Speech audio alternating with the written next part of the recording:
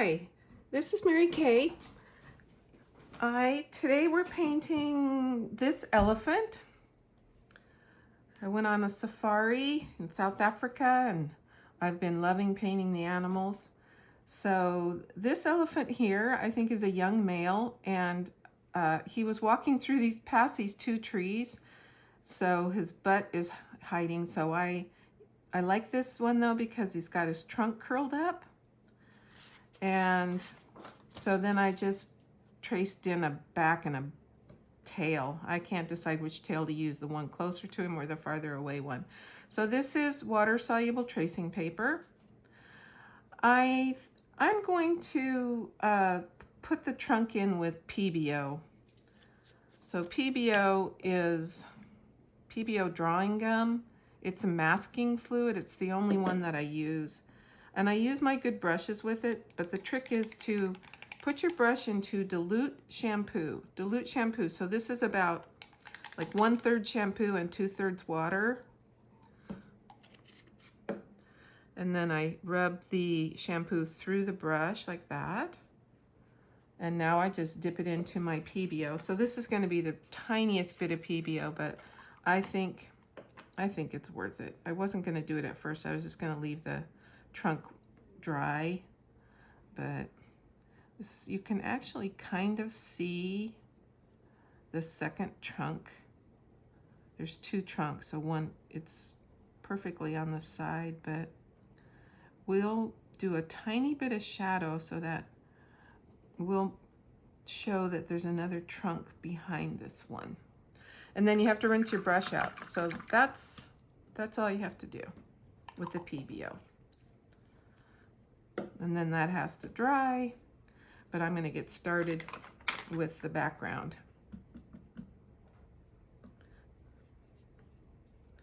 So I'm going to wet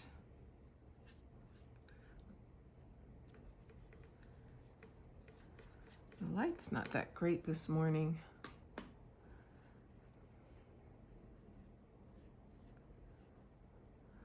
I don't know if it has a little hump. I think they have sort of flat butts.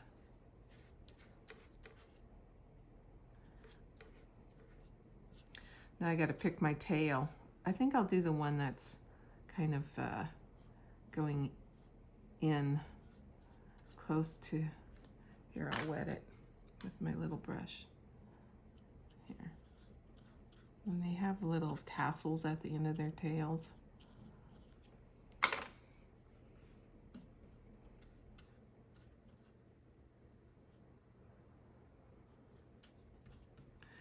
And I'm just going to wet.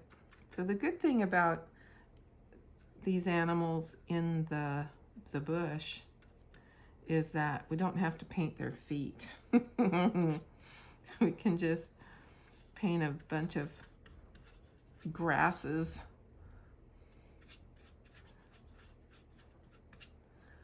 So I purposely went from the other side to this side, hoping that the Pebeo was dry by the time I got to it. So I just keep dipping in the water and then on my paper.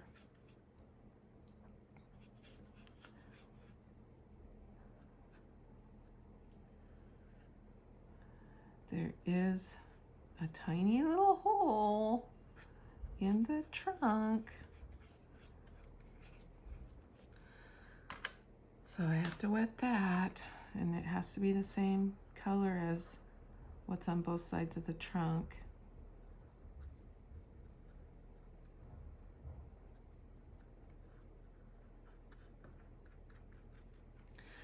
Alrighty, so the background's going to be green, and the green that I'm going to make is dark green. I'm just going to leave that tree out. If you want to put the tree in, you can go ahead and do it, but I would not put him half behind the tree. I would put the tree behind the elephant. Okay, so I'm going to make dark green. So dark green is burnt sienna,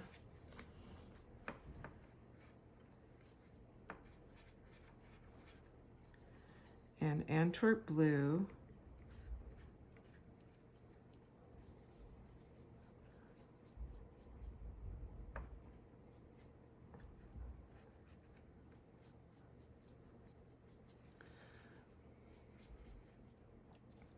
I see some lighter green in that dark green. It's not as dark as that, so I'm going to make some light green too. So light green is yellow,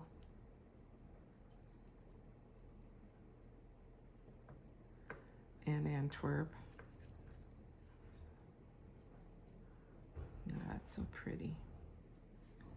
Okay, and there is some kind of blue showing through that bush in the back. I think I'm just going to start with a little bit of cerulean. I'm going to make a little puddle right here. And I'm going to start with a little bit of cerulean back here.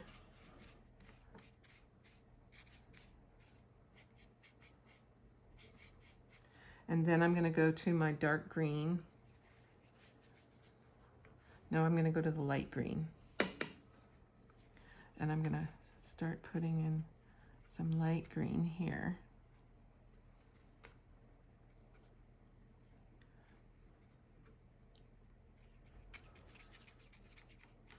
And now to my dark green. So this is wet into wet, and it's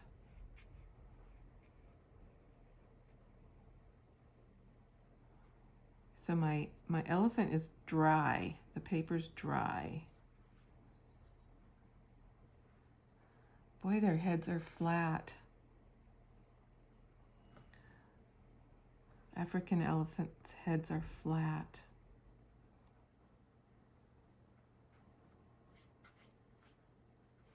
Now we should be able to just go right over that Pebeo. I'm going to switch to my pencil brush here. I'm going to mix a little more paint.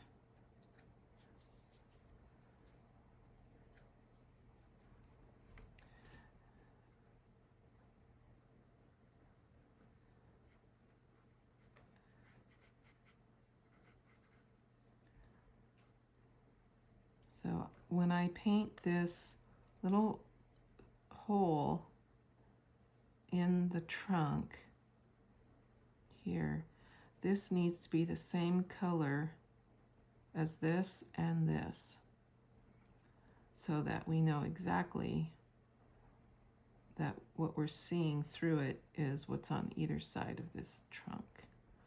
Oh, I just love that little trunk.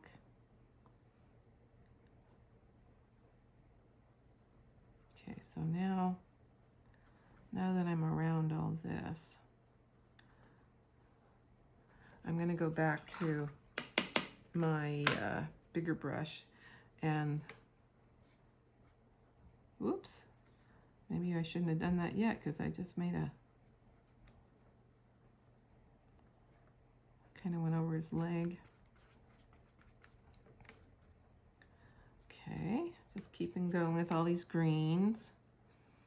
I can see the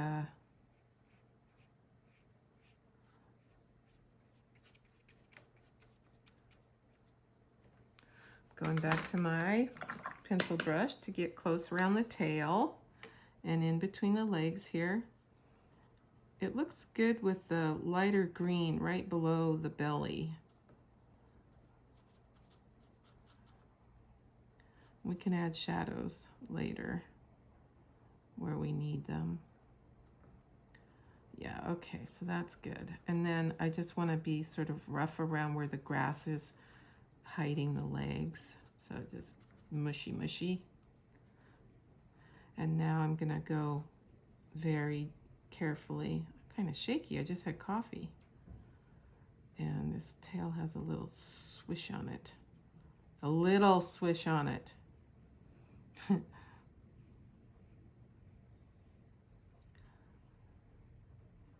All right, there we go. And now the bottom can be, I'm just gonna paint this in with, I don't know, I think I'm gonna put in some raw sienna even.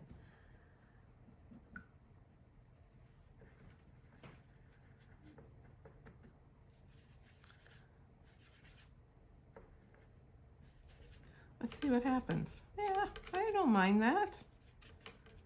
Earthy. When I was taking watercolors for years from my beloved watercolor teacher, Evelyn Wright, we did not use yellow, transparent. We didn't use Hansa yellow medium. We used raw sienna for all of our greens. This is kind of like, well, if I have that much there, I need it elsewhere too. Okay, so I'm going to just add a little bit of this green in there, the corners. I'm just painting it all sloppy.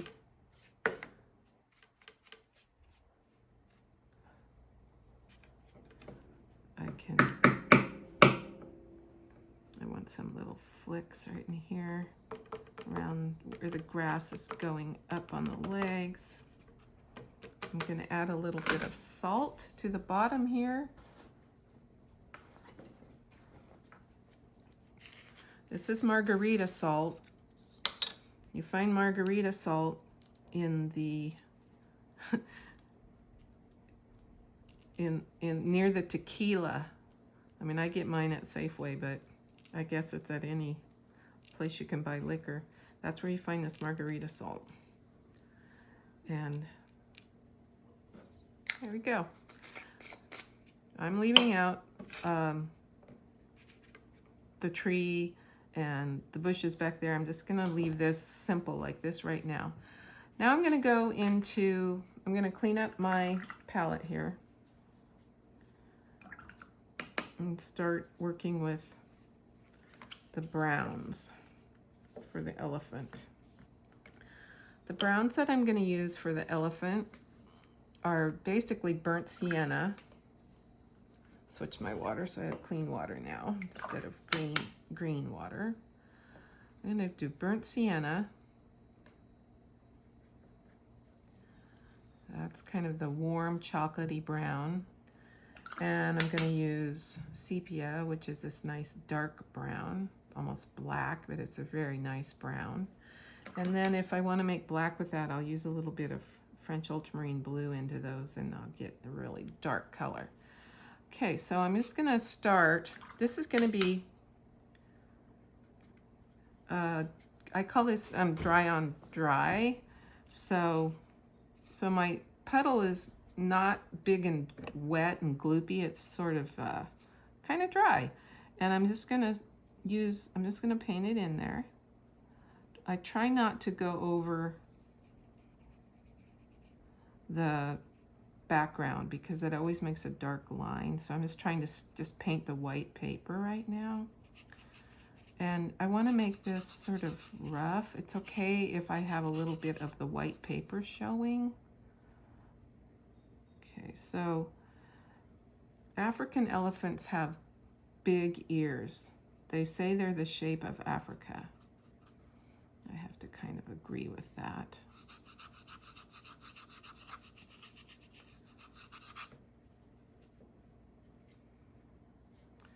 Now this little spot right here is a bit of the ear, the ear on the other side of the elephant. So I'm going to put that in like that, even though it kind of just looks like his back, but that's okay. I'm going to keep going down here. Just have to fill him in.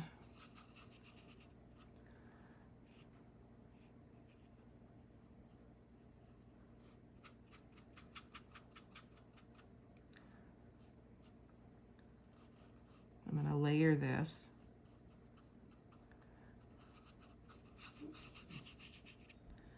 And here's the legs going into the grass. So we want to have it look like little bits of grass. We can flick paint on that later, like little orange flicks, so it'll look like there's little pieces of grass up there. And the tail, you can't see the tail on this photo because it's behind the tree. He's walked through the tree. And then they have this the tiniest little tassel. And a little dark tassel. It's so cute. All right, tassel.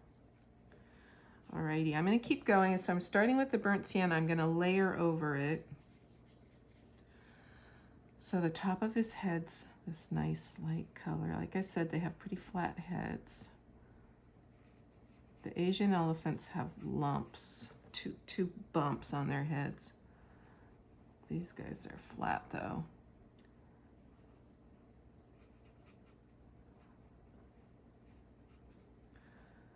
Their eyes are pretty small. Okay, I can paint right over this trunk because it's got the Pebeo on it. I keep touching this with my hand. I don't mind that. Okay, so there's the tiniest bit of pink at the where the trunk is turned up. And if there's pink one place in my painting, there has to be pink in two places. So I'm going to mix the permanent rose into the burnt sienna, and I'm just going to put that little bit of pink so we know. Okay, so if there's some pink there, I'm just going to randomly put some pink here, maybe a bit there. Doesn't need to be much. You can see how little it is, but it has to be around someplace to tie that tiny little bit of pink in. So you can't, if you have one color, you can't put it in just in one place. You have to put the color. Oops, now of all the places that's the lightest, I just made that the darkest. Because this leg is in the light more than the other parts. Okay, so there's going to be dark behind the ear. I'm going to put that in next. Oh, I love how his leg is. Their legs are freaking fat.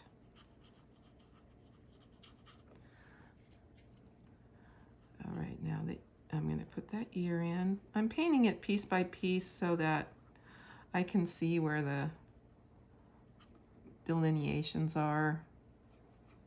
The ear goes all the way up. That's the ear.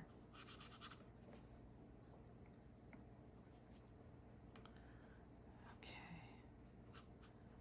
Now, okay, so it's all this nice warm chocolatey brown. Okay. Now I'm going to start shadowing and scratching because they are just full of lines. They are wrinkly. So now we need to start putting in our layers and scratching with the credit cards. So this is the sepia. So I'm going to go in behind this leg. I'm going to start making the belly darker.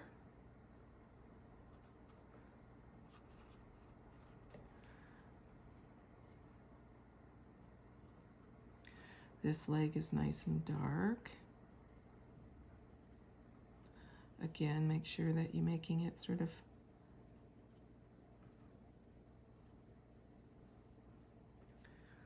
okay. Now there's so these pictures, when on the computer you can see every one of these lines. They are so wrinkly. Wrinkle, wrinkle, wrinkle. That's what they are, is wrinkly. So we have to make these look wrinkly. So, and then behind the ear is a shadow. So I'm going in with dark around the ear, and then so one way I can make lines is by dragging my brush, and then the other way is that I can just scratch. And scratching with a credit card, what I do is I use the curved end, not that sharp end. And I just go in the direction of these wrinkles. And the credit card will do two things. If the paper is starting to dry, I'll get white scratches. And if it's damp, I'll get dark scratches.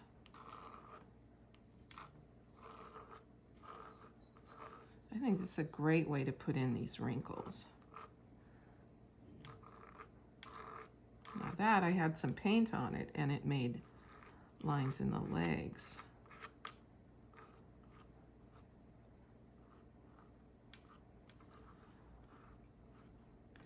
I really need to look at these wrinkles better.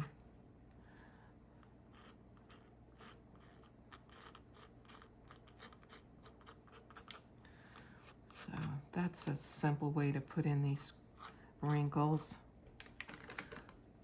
And then if I go over some of those, if I put in the scratches and then I put paint over it, they'll darken the scratches because this leg looks darker. Okay, and I'm going to put in the tail darker. All right.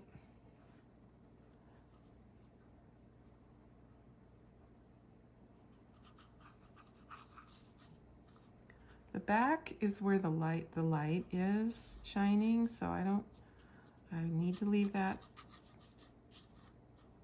highlighted. The darks are going down here. Okay, so then, now right in this part of the face, I'm not really sure what that is, but it's very, I'm mixing now burnt sienna and sepia. So this is dark in here. Maybe not that dark, but I can darken the others to get to that same color. Kind of makes, I don't know, my elephant.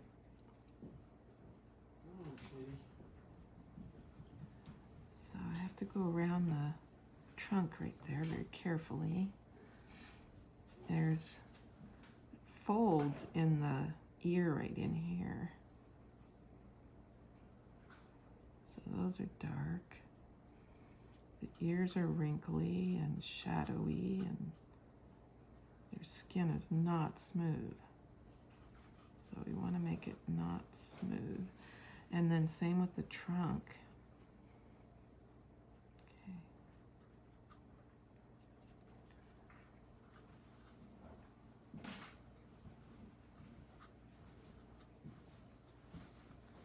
And want to get some shape to the head. Put in this little black eye.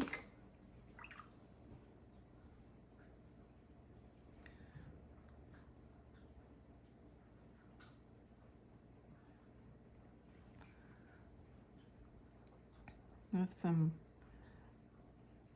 wrinkles around it.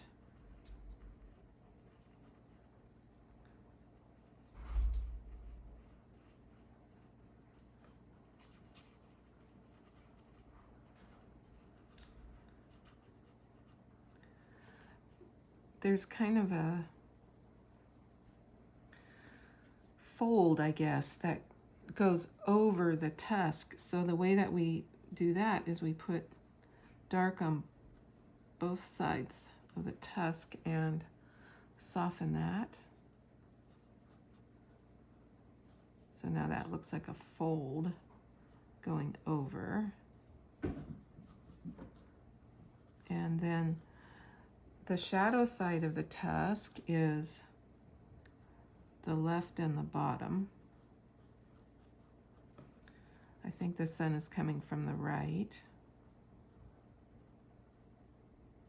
So we'll keep the sunlight right on this side. I think it's getting really pretty close, but it definitely needs to look more wrinkled. So what I'm doing is I'm dry brushing with this dark color over it, which means the paper's dry. My brush doesn't have sopping wet paint in it. It just has this little puddle, and I'm using the side of the brush to make more scratches.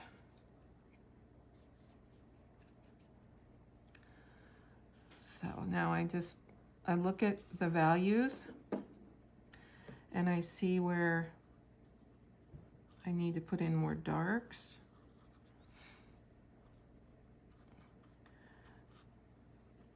And I think I'm going to try to do some scratching in here and see what happens.